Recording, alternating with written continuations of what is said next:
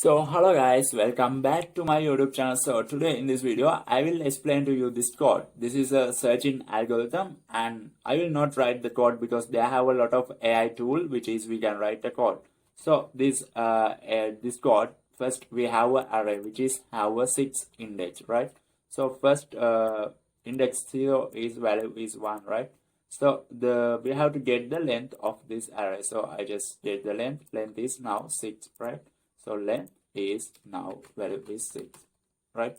So there have a 6, right?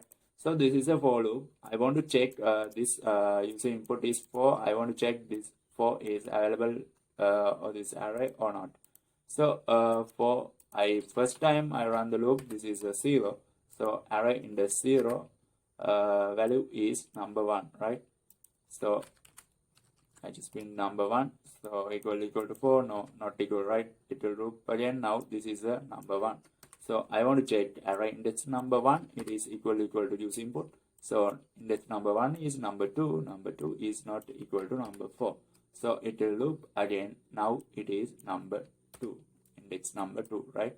So index number 2 value is number 3, right? So 3 is equal to 4, not, right? It will run again. Now it is index number 3. So they have index number 3. So now index number 3 value is 4. So here you can you have positive result. 4 is equal to 4, right? Then print found. So and break the loop. So this is a basic searching algorithm which is we are using the data science.